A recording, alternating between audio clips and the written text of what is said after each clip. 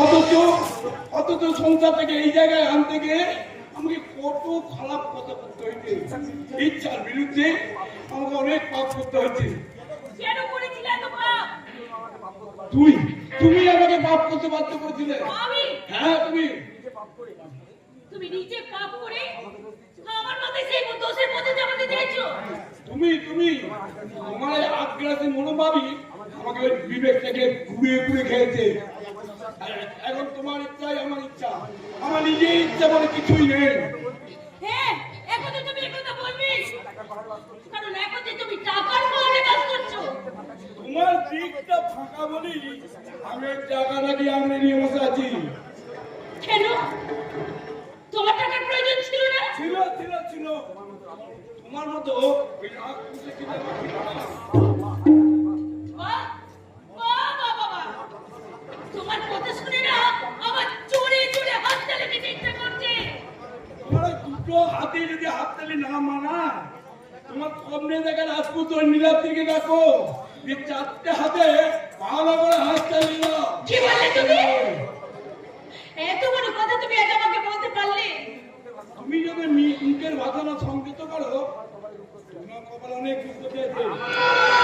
আমার কপালে না, তোমার মতো বইয়ের কথা শুনে যে স্বামীরা চলে তাদের প্রত্যেকের কপালেই এই দুঃখ আছে। কি তুমি কি বললে? এই যে মিস্টার আর মিসেস চৌধুরী, আমি অনেকক্ষণ ধরে আপনাদের পাশে ঘরে অপেক্ষা করছি। আজকে সঞ্চারীকে নিয়ে আমার বাড়িতে নিয়ে গিয়ে আমার বাবা মায়ের সাথে আলাপ করে দেওয়ার কথা ছিল, কিন্তু আপনার মেয়ে তো পাত্তাই পেল না। হ্যাঁ বাবা নীলাদ্রি, তুমি সঞ্জয়কে নিশ্চয়ই নিয়ে যাবে। কাকে নিয়ে যাবো, কখন নিয়ে যাবো? আপনার মেয়ে তো কোনো পাত্তাই নেই। এখন কি করবে বাবা? তুমি একটুখানি অপেক্ষা করো। না, আমার পক্ষে দাঁড়িয়ে দেখা সম্ভব না। আরে দাঁড়ান, দাঁড়ান। আমার জন্য না হার একটুখানি কষ্ট করো। কষ্ট না বলে কি? মানেটা তো খুব সহজ। সঞ্চারী, তোমাদের সাথে আমি পরে কথা বলছি। আমি নীলাদ্রি বাবুর সাথে কথা বলতে চাই। আমার সঙ্গে তুমি কি কথা বলবে? শুনুন, আপনি অন্তরা দিতে বাদ দিয়ে আমাকে বিয়ে করতে চেয়েছিলেন শুধু আমার বাবা মার সম্পত্তির জন্য। হ্যাঁ তো তো সহজ।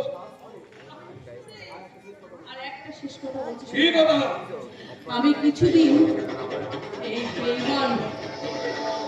এই বেঈমানটাকে সঞ্চারী করব না। হ্যাঁ, আমি প্রহ্লাদকে বিয়ে করে কুড়ে করে বাস করবো। তবু এই কুকুরের গলায় মুক্তোর গলা হয়ে কিছুতেই ঝুলব না। সঞ্চারী, বাহ, বাহ। মিস্টার এবং মিসেস চৌধুরী, আপনাদের আর কোনো চিন্তা নেই। ওই চাকরের বাচ্চা পেল্লাদের সঙ্গে আপনার এই আদরের মেয়ের বিয়েটা আজই হয়েছে। চৌধুরী বাড়ির জামাই হিসাবে আপনার মেয়ের পাশে ওই চাকরটাকে দারুণ মানাবে।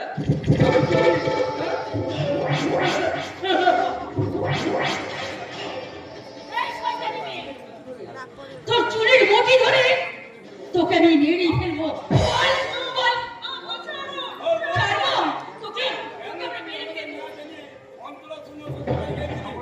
খবরদার বাবা, আমার গায়ে তোমরা কেউ হাত দেবে না। আমার গায়ে হাত দিলে আমি কিন্তু তোমাকে সম্মান রাখতে পারবো না। আমি কি করবো আর কি করতে পারি সেটা খুব শীঘ্রই বুঝতে পারবে। হ্যাঁ, খবরদার আমার নাম ধরে তোমরা কেউ ডাকবে না। আমি জানবো আমার বাবা মা মৃত। তোমাদের মতো অমানুষদের মা বাবা বলে ডাকতে আমার ঘৃণা হয়।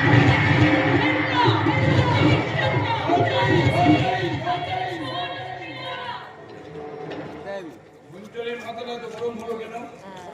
ওকে কি আমাদের সব কুপথে ধরে ফেলেছে? না না না, কি করে জানবে? সেই ঘটনাটা একমাত্র বানেশ্বর আমি আর ওকে জানি। যদি বানেশ্বর, না না না, বানেশ্বর কোনোদিন আমার সঙ্গে বেইমানি করবে না। সঞ্চয় যারা আমার সে করবে না, সবাইকে যদি ছেলেকে পেল্লাদের মতো কাটিয়ে দিয়েছে, তাই যদি হয় ওই পেল্লাদকে আমি ছাড়বো না। চাকরের কাছে পেল্লাদকে এমন শাস্তি দেব তা দেখে সারা অঞ্চলের লোক পরে উঠে উঠবে।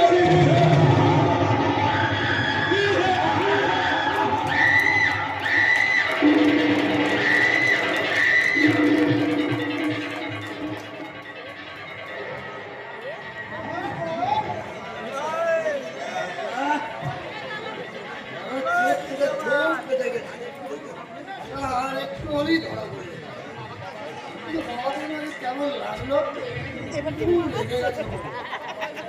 কোথায় বেরিয়ে গেল, কোথায় গেল কে জানে।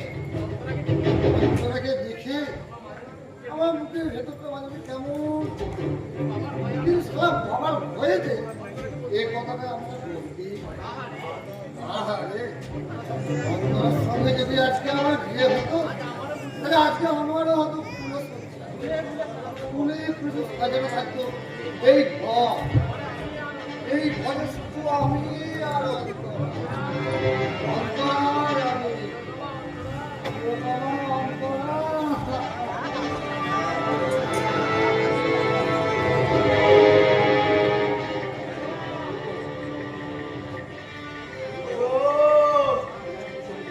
নাকি ছেড়ে দিব ওদের হয়ে আছে।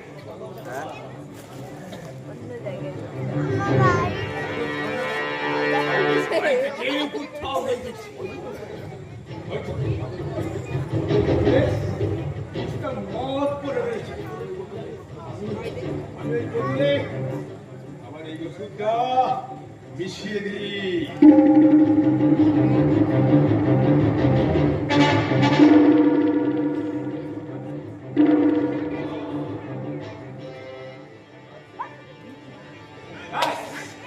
কাজ শেষ। এইবার ওকে ঘুম থেকে জাগাবার চেষ্টা করতে হবে। ঘুম থেকে উঠে আবার মদ খাবে। তখনই মদের সঙ্গে ওর শরীরে মিশে যাবে পাগল করার যার এক শ্রেণী ও প্রাণে মরবে না, কিন্তু পাগল হয়ে যাবে।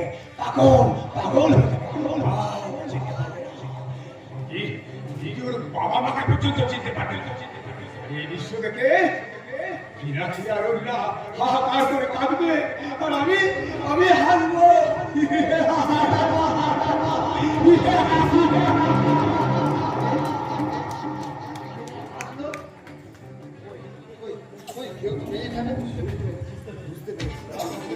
আমার মনের ভুল হবেই তো, অন্তরাকে না পেয়ে আমার মনের ভুল ঠিক নেই। আমার ভুলটা যেন কেমন করছি।